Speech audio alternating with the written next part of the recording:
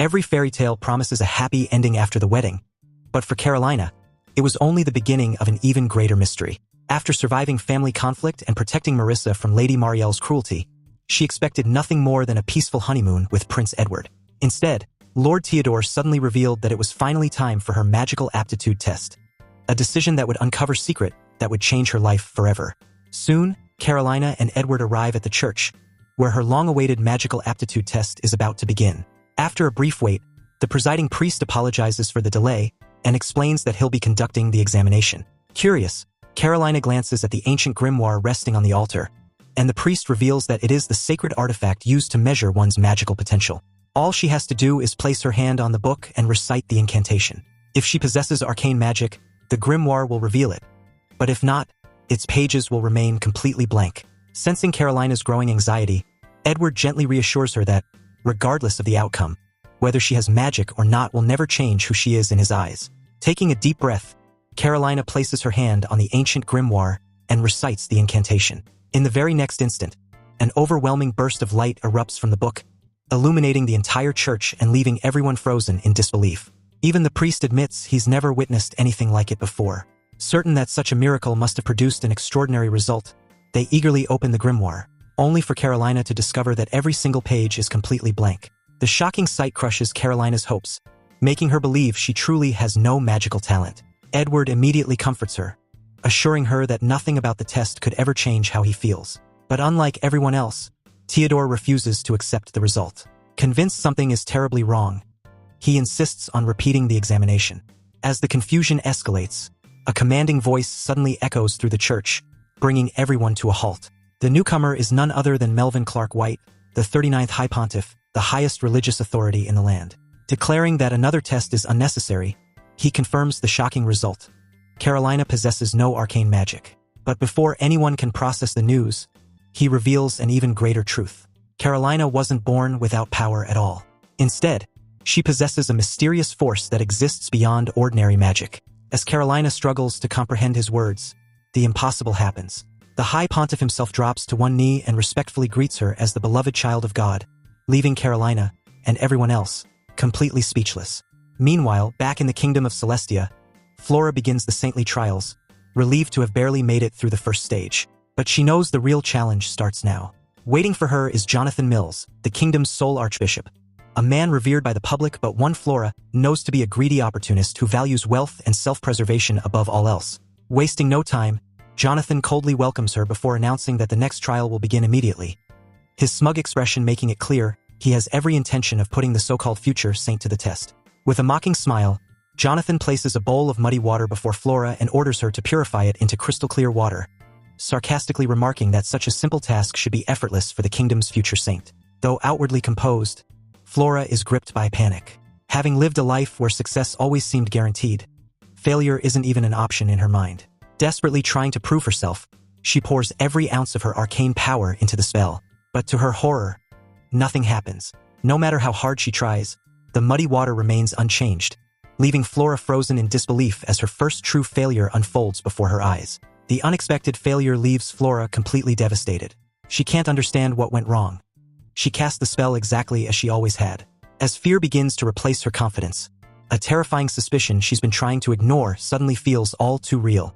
Even Jonathan is stunned by the outcome and immediately demands to know what hypothesis she's talking about.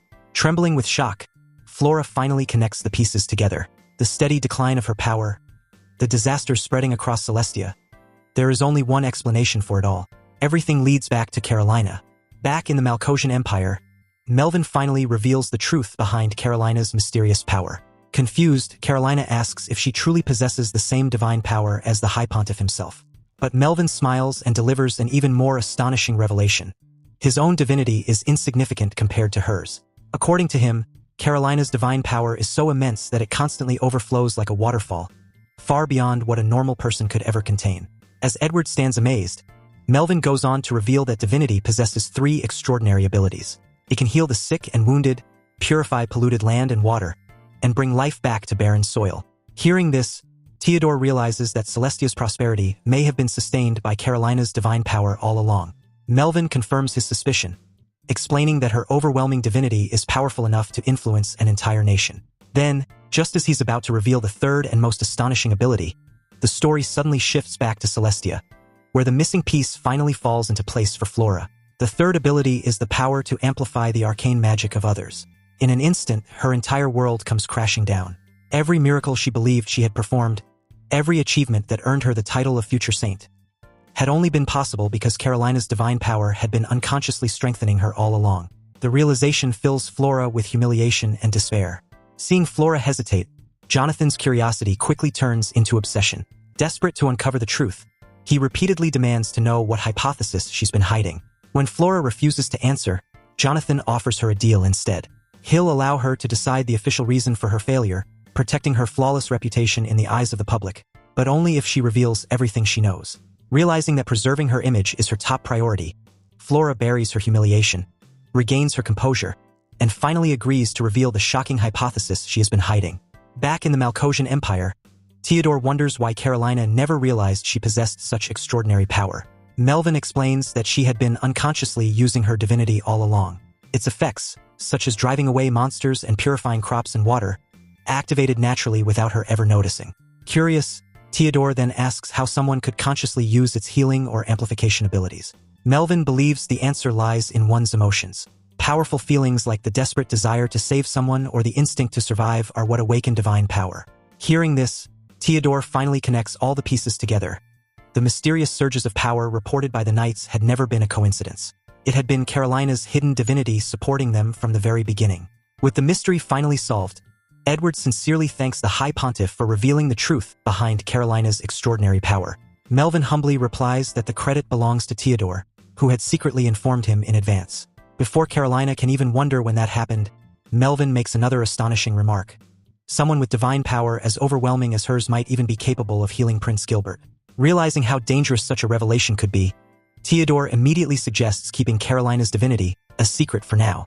Although Edward questions the decision, Theodore explains that those blessed with divine power are unimaginably rare, and once other nations learn of Carolina's existence, they will inevitably set their sights on her. Even the High Pontiff agrees that the truth must remain hidden until Celestia's internal conflict is resolved. As Carolina quietly thinks of her father, Theodore ends the discussion with a chilling warning. The real danger will begin if someone discovers Carolina's power before they're ready. After returning to the Kissinger estate, another unexpected visitor is already waiting for the newlyweds. The Count introduces him as the finest jeweler in the domain, who had specially requested an audience after learning that Prince Edward and Carolina were in town. Curious, Carolina agrees to see his collection. As the jeweler proudly presents a selection of exquisite gemstones worthy of royalty, one particular sapphire instantly catches Carolina's attention. Its color reminds her of Flora's eyes, bringing back memories she'd rather forget. Without hesitation, she purchases every gemstone that catches her interest, except that one, quietly asking the jeweler to take it away. The subtle decision doesn't go unnoticed, leaving Edward silently wondering what painful memories Carolina is still hiding. Later that night, beneath the quiet moonlight, Edward finds Carolina standing alone on the terrace, lost in thought. Gently, he asks if the gemstone reminded her of someone she hated. When Carolina remains silent, Edward reveals that he noticed everything. She spoke warmly about her father, yet never once mentioned her older sister. And the moment she saw the gemstone that matched Flora's eyes, she rejected it without hesitation. Rather than judging her, Edward softly says that someone as kind as Carolina could never hate another person without a good reason. More than anything, he simply wants to understand the woman he loves and become the person she can rely on the most. For the first time, Carolina finally lets down the walls around her heart. Fighting back years of pain, she admits that she truly hates Flora, the sister who smiled kindly in public while secretly calling her a disgrace and the shame of the Sanchez family. Hearing the heartbreaking truth, Edward doesn't offer revenge or empty promises. Instead, he gently embraces her and vows that she will never have to endure such pain alone again. Those long-suppressed emotions finally overflow, and through tears, Carolina whispers that she wishes they had met much sooner. Smiling warmly, Edward admits he feels exactly the same. Wrapped safely in his arms, Carolina cries until the weight she had carried for years finally begins to fade. The following morning, Carolina's incredible revelation reaches the imperial family. Emperor Eric proudly declares that having a daughter-in-law blessed with divine power is an honor for the entire empire, while Empress Vanessa warmly reminds Edward that, power or no power, Carolina will always be family. Still, she asks him to protect his wife no matter what, and Edward immediately promises to protect Carolina, bringing Theodore's report to an end. But before the meeting can conclude, Carolina timidly speaks up with an unexpected proposal. After learning that the High Pontiff had been using divine power to ease Prince Gilbert's Mana Hypersensitivity Syndrome, she wonders if her own, even greater divinity could cure him completely. Her selfless suggestion catches everyone by surprise, and even Emperor Eric agrees it's worth considering. Theodore praises the idea but explains that treating such a delicate illness requires exceptional control over divine power, something Carolina has yet to master. Realizing the challenge ahead, Carolina quietly loses confidence in herself. Seeing her determination despite her doubts, Theodore decides there's only one path forward. Before attempting to save Prince Gilbert, Carolina must first undergo rigorous training to learn how to control the immense divine power sleeping within her. And so, Carolina's special training begins. Under Theodore's guidance, she starts learning how to sense the flow of her divine power and gather it into the palms of her hands. He explains that controlling divinity is far from easy, but it's the only way to cure Prince Gilbert's Mana Hypersensitivity Syndrome. After several attempts, Carolina finally manages to concentrate her divine power, and Theodore immediately has her channel it into a small potted plant. The instant her divinity touches it, the once lifeless plant suddenly bursts into beautiful flowers, proving that her training is paying off. However, the effort quickly exhausts her, causing her to collapse to her knees. Even so, Theodore praises her remarkable progress in just a few days of training. But instead of feeling proud of herself, Carolina's thoughts are fixed on Edward. If she can successfully cure Prince Gilbert, the bitter succession dispute threatening the royal family could finally come to an end. Seeing the determination in her eyes, Theodore assures her they'll continue working together until that goal becomes a reality. Meanwhile, inside the secluded Diamond Palace, Prince Gilbert reflects on the cruel fate that has followed him since childhood. Raised to become the Empire's next emperor, he was instead imprisoned by Mana Hypersensitivity Syndrome, a condition that only grew worse with age instead of disappearing. As his illness progressed, the nobles became divided over who should inherit the throne, forcing Emperor Eric into an impossible position. Throughout those lonely years, the only comfort Gilbert ever found came from Edward's heartfelt letters, while he spent his entire adulthood isolated from the outside world. That loneliness is interrupted by Empress Vanessa, who arrives with heartbreaking news. The succession dispute will finally be settled before the year ends. Rather than feeling hopeful, Gilbert quietly accepts it as the moment he's destined to lose the throne he was raised to inherit. Although Vanessa desperately insists that the emperor is giving him one last chance, Gilbert can only smile bitterly, believing that without a cure, he has already lost. Even as his mother breaks down in tears, Gilbert gently comforts her, accepting his fate with heartbreaking resignation. Back at the palace, Carolina is caught completely off guard when she's told that Prince Gilbert's treatment will begin immediately. Even Theodore admits the decision came directly from Emperor Eric, who has ordered Gilbert to be cured before being sent to the Kingdom of Sun through teleportation magic. Although Carolina is puzzled by the sudden plan, Theodore explains that attending a grand royal gathering abroad is the perfect opportunity to restore Gilbert's place in high society, and the future of the imperial succession may very well depend on it. Sensing Carolina's anxiety, he reminds her that she has already mastered a technique so difficult that even the High Pontiff struggled with it, all within a remarkably short time. Then, offering the reassurance she needs most, Theodore tells her that if she still can't believe in herself, she should simply believe in him. Encouraged by his unwavering confidence, Carolina gathers her resolve and accepts the mission. Soon, Carolina and Theodore arrive at the secluded Diamond Palace, where Prince Gilbert has spent years living in isolation. Standing before the palace, Carolina is left in awe, but Theodore stops at the entrance, explaining that the powerful barrier surrounding the palace prevents anyone with arcane magic from entering. Entrusting everything to Carolina, he sends her inside alone. After being escorted to Gilbert's chamber by a maid, Carolina is warmly welcomed by the prince, who happily congratulates her on her newlywed life with Edward before getting straight to the reason for her visit.